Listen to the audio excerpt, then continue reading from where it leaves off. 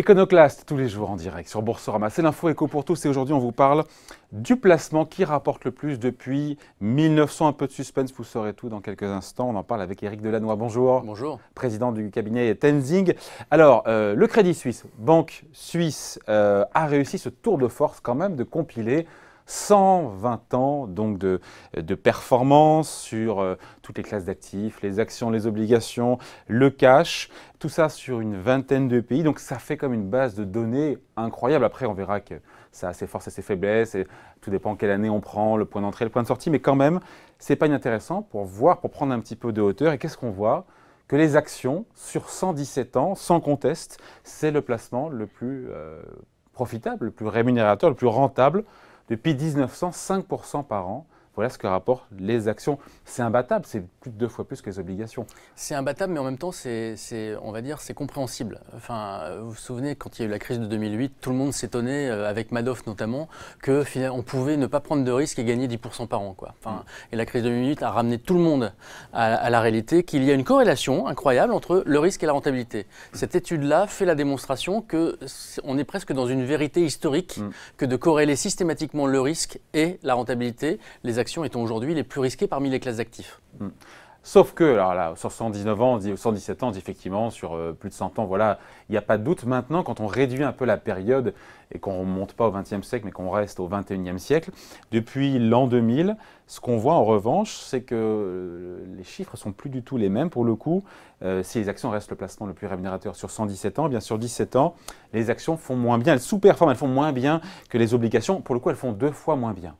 Tout à fait. Et là aussi, elles c'est font compréhensible. 2,5% en moyenne, ça dépend des pays, mais au niveau mondial. La question qu'on se pose, c'est est-ce que c'est une anomalie ou est-ce que c'est un changement peut-être de paradigme ? Alors, on va parler d'un changement de paradigme parce que quand même, il y a des choses qui sont en train de se passer sur les référentiels boursiers et comment se constitue un petit peu le métier de trader et le système d'achat-vente d'actions qui conditionne quand même les valorisations boursières. Là, il y a un changement de paradigme, on va y revenir. Mais quand même, c'est un petit peu le problème de ce type de commentaire, c'est qu'il faut quand même regarder effectivement les points de départ que l'on choisit. Quand vous choisissez le point de départ de l'an 2000, vous intégrez la crise de 2008 qui a provoqué une baisse de la bourse quasiment mondiale de près de 30%. Et aussi la crise de 2000. La crise Internet aussi. Et la crise Internet de 2001, pardon. Vous mettez 2 crises. En commençant en 2000, oui. on se prend des crises dans la tête. Si vous preniez les 17 ans qui ont suivi 1920, je pense que vous auriez, je ne l'ai pas regardé, mais je pense que vous auriez à peu près les mêmes constats. Parce que vous auriez eu au milieu la crise de 29. Donc il y a quand même un biais qui est le point de départ par rapport à où on en est. Néanmoins, il y a quand même ce changement de paradigme. Je vais vous donner juste 2 chiffres. Valorisation d'Air France, on est à 3 milliards d'euros. Valorisation d'Airbnb, on est à 30 milliards d'euros, 10 fois plus. Airbnb n'a quasiment pas commencé à faire du bénéfice, n'a quasiment pas de valorisation, on va dire, capitalistique, c'est du service pur.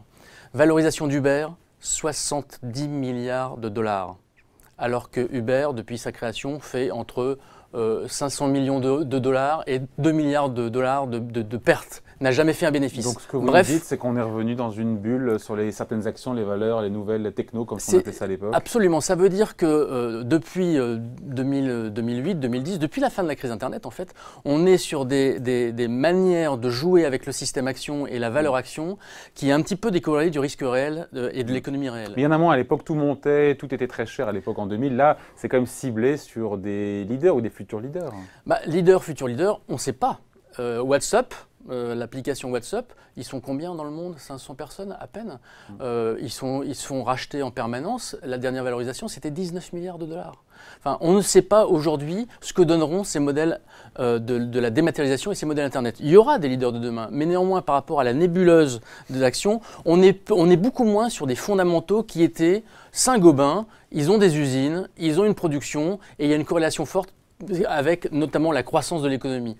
Quand vous regardez l'étude de Crédit Suisse, vous arrivez à corréler fortement le niveau des actions avec ce que vivent les gens et le niveau de l'économie. Quand vous regardez les valeurs phares de la bourse aujourd'hui, vous êtes incapable de la corréler à des objectifs économiques mondiaux ou la manière dont vivent les gens.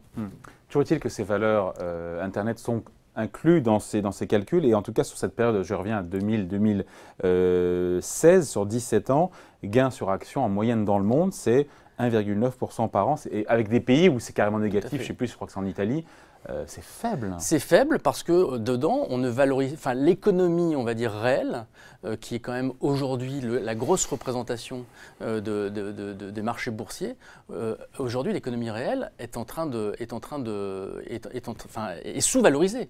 Quand vous regardez la valorisation boursière des banques, par exemple, à l'aune des différentes crises et des problèmes de modèle économique, vous avez une sous-valorisation des banques qui quelquefois... Mais qui est chronique aussi. Oui, qui est chronique. Donc on ne sait pas si ça va durer. Ce que je veux dire par là, c'est que, vous savez, les grandes tendances au niveau centenaire, ce sont les tendances démographiques. Ce sont les tendances, on va dire, de croissance économique liées à des innovations de moyen terme. Quand vous regardez aujourd'hui l'évolution de la bourse, elle traduisait la valorisation d'un risque autour de production ou de services liés à de la production de masse, et donc qui étaient liés à des croissances économiques fortes ou des croissances démocratiques fortes. Aujourd'hui, je n'ai pas le sentiment que cette corrélation-là continue à vraiment exister, ce qui n'augure rien de bon sur la manière dont ça va évoluer demain. Alors le problème, c'est que pour beaucoup de particuliers qui ont cherché à investir, justement, dans les années 2000, il y a eu donc ces deux cracks, subprime et Internet, et des indices qui n'ont jamais retrouvé. C'est vrai que le CAC 40 était au plus haut à 7000, on est un petit peu en dessous de 5000. Mais c'est vrai qu'il faut expliquer que tout ça est calculé sans dividendes. Si on prend en compte les dividendes qui sont versés chaque année, en moyenne 3% en ce moment sur les valeurs du CAC 40, et effectivement, d'ailleurs l'AMF, l'autorité des marchés financiers, a récemment montré qu'entre 88 et 2013, et ben pour le coup, il y avait 6,5% de rendement par an, dont la moitié vient des actions. Donc si on regarde les dividendes réinvestis, le CAC 40 est beaucoup plus aujourd'hui qu'il ne l'était en 2000. Et si vous prenez la période 80-2000, c'est-à-dire la grande période quand même boursière, de la dérégulation, etc., vous êtes sur des rendements qui dépassent 10%. Ce qui a expliqué d'ailleurs les cracks suivants. Donc on voit bien que les momentum que l'on choisit conditionnent fortement en fait l'analyse qu'on peut en faire. Mais gardons en tête qu'il y a quand même des grands drivers, d'ailleurs Piketty l'explique bien dans son livre, il y a des grands drivers qui conditionnent l'économie réelle et sa corrélation au risque réel, qui sur longue période, qui sont l'innovation, qui conduit la croissance économique, les périodes de guerre potentielles et les tendances démographiques. Et on finit là-dessus, mais c'est les mauvais crus boursiers, enfin ce mauvais cru boursier depuis le début du siècle. Est-ce que ça explique, on en a parlé récemment, mais de la désaffection, on a eu, encore une fois, ces chiffres de l'autorité des marchés financiers qui nous disaient qu'en gros, depuis 8 ans, il y a 2 fois moins d'actionnaires individuels, de petits porteurs, pas des spéculateurs, des petits porteurs qui sont actionnaires d'entreprises cotées.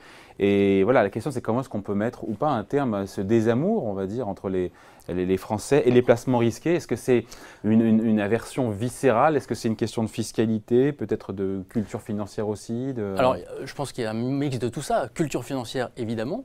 Il y a eu un grand traumatisme après la crise de 2008 sur justement ce sentiment qu'il y avait un risque entre rentabilité et corrélation. Et d'ailleurs, entre parenthèses, la rentabilité d'un livret comme le livret A n'aide pas à prendre conscience que quand on a une rentabilité, on a un risque. Parce que c'est dopé, parce que c'est à la fois défiscalisé et un peu dopé. Oui, on cherche à faire plaisir au peuple parce qu'il y a 40 millions de livrets A, mais en fait, rémunérer un livret A à 1, 2, 3%, alors qu'il y a zéro risque et une liquidité complète, c'est juste aberrant en termes économiques. Donc il y a ce traumatisme, 2, effectivement un problème de culture économique, et puis 3, également... Il y a le biais de l'assurance vie, on voit bien les fonds en euros qui ont très bien rapporté sans aucun risque pendant 2 décennies. Mais les taux bas, qui vont un peu durer quand même, vont probablement aider à redonner une cote d'amour à l'action, parce que mine de rien, si vous voulez aujourd'hui valoriser votre épargne, il va falloir accepter en conscience de prendre en mesure et en conscience de prendre un petit peu de risque. Ça se fera au bénéfice des actions, parce qu'on sent bien qu'aujourd'hui les obligations, pareil, elles suivent le même trend que les taux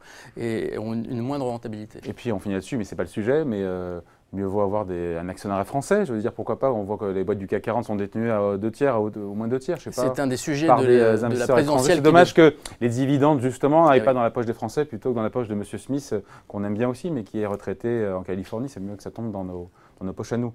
Bon, voilà, merci pour ces explications. Éric Delannoy, président donc, du cabinet Tenzing, merci à vous. Bonne journée.